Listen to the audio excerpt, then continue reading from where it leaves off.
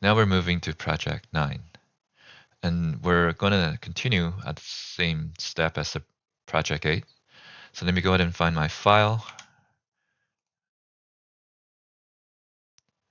And then let's see here, project 9 midpoint. Okay.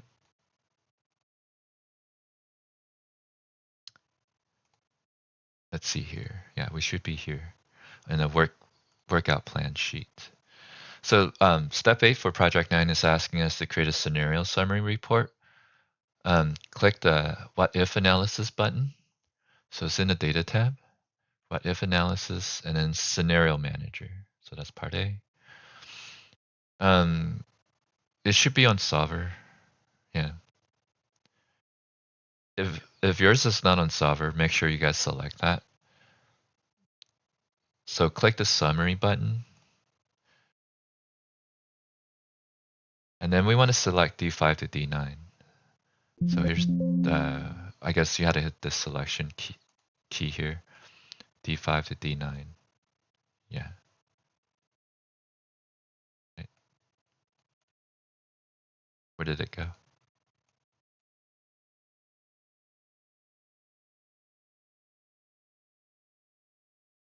There it is. It disappeared on me for a moment there. It's acting a little weird. Now there we go. There's a second part.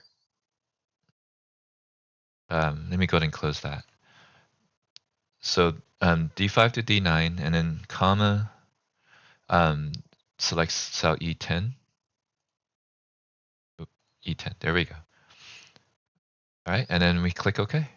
And it generate a new sheet for us called scenario summary. And you want to be able to check your result based on this screenshot here. You want to make sure it matches what figure 9-92 is showing. So yeah, it looks good, including the notes. That calorie totals all matches up to the screenshot. So we did good there. So moving on to step 9, they want us to create a one variable data table to calculate daily calories if only dinner calories are adjusted. So now we want to go to the calorie journal worksheet. So I'm going to click on my Excel worksheet and then kind of expand out my horizontal bar so I can see my calorie journal sheet. Click on that and then select cell I5, which is here. Step part A is really asking us just to observe what's going on there. So you don't really need to do anything for part A. But part B, we need to select cell E15. Where's that? I believe is this one. Yep, that's E15. All right, now we want to type in E15 equal I5. Okay. And then press enter. Okay, so we're just duplicating the value in I5 into E15. And now we want to select D15 to E23 and do a what if analysis. So what if, and we're going to do a data table range. So part D is done, part E is done. And we're just going to input values in a column input cell, which is the second row here. And you can either select or type in G5. So I'm just going to type in G5. Okay, so I'm going to zoom out. And you notice it populates the values there. And just make sure it matches the screenshot. So it looks good.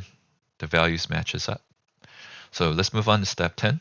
It's asking us to build a two variable data table to display calorie count in both lunch and dinner calories adjusted. So we're looking at this table now on the right. So I have to use my horizontal bar to kind of scroll so I can see this table here. L15 is this empty cell here, and it's really just asking, part A is asking just to observe again what's going on there. In part B, we want to input equal I5 again in here. So equal I5 and press enter. And then we want to go ahead and select L15 to T23 and then do another what if analysis for the data table. But this time we're going to input both the row and column input cell values. So part B is done, C, D. And for the row input cell, we want to type in E5. Or you can select it. So let me go and zoom in so you can see that better. And then for the column input cell, we want to do G5. Okay. And then we want to click OK, and it builds out the table there.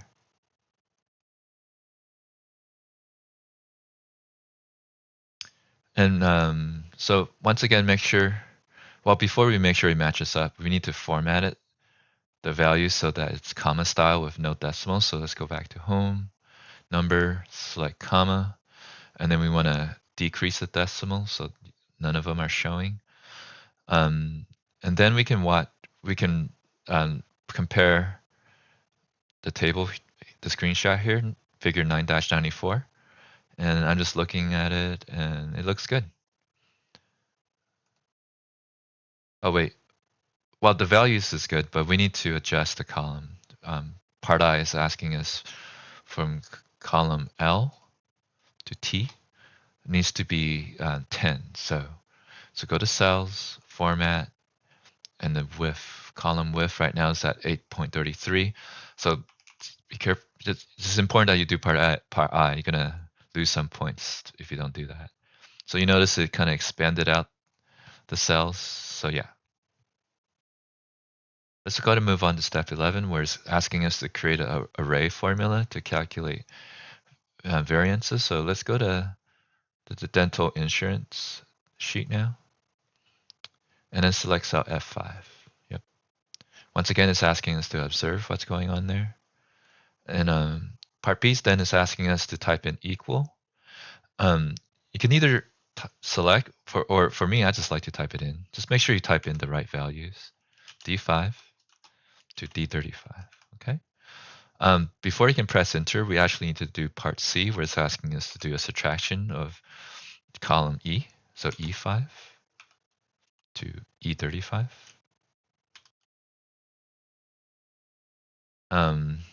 Now we can press enter, okay? And then to Power Excel automatically auto-complete the column for me. B, C, D is done.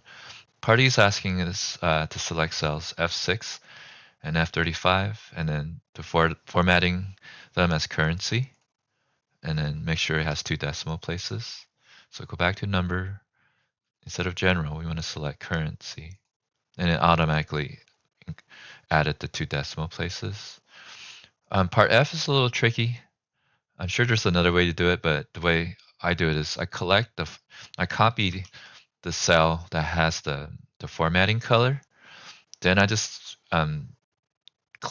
left click the cells that I need to change to the color. So right now it's just all odd number rows. So yeah. Yep. And then I'm going to right click, and then I'm going to select the formatting option. So let me go ahead and zoom in. It's this one with the paintbrush. Click that, and when you do that, it's just apply the formatting, meaning just the color. So you notice it's not 135. Okay. So that's how you do part F. Step 12 is asking us to generate descriptive statistics for a rating category. So just go ahead and click out. I'm going to hit escape. It wants us to click the data analysis button. So it's in data, and it's here in the far right on the ribbon. Click on that. And then it wants to select the descriptive statistics. I try to say that 10 times fast. Where's that? Right here, and hit OK. Did it do anything? Oh, there it is. For the input range, it wants us to select cells F4 to F35, but I'm going to type this in. F4, F35. Okay. And then part D is asking us to checkbox the labels in the first row. And then part E is asking us to select the output range. And then it wants us to select cell H4, but I'm just going to type in H4. And then make sure the summary statistics is selected. And then we can hit OK. All right. And it created some data here on the column H. It wants us to auto-fit column H, so just hover over between H and I, double click there, and it auto-fit that. And it should look like the screenshot here. Yeah, it looks like it, so I'm good. So we're almost done. Step 13 is asking us to uninstall the solver analysis toolpack that we, I think that's a misspelling. Even SimNet makes mistakes. They should lose 5% for this. Anyways, so let's go to File, go all the way down to Options at the bottom, and then go to Add-ins, and then click Go in the Manage section near the bottom of the window. Oh yeah, it's down here. The Go here. Zoom out, and then deselect the Analysis Toolpack and the Solver add-in, and then hit OK. All right, so that takes care of step 13. Now we can save. So I'm going to save as. I'm going to save it as demo. But for you guys, you can just click the purple disk icon, close it, upload it, and hopefully I get 100%. Uploading file. Yes, let's submit the file for correcting.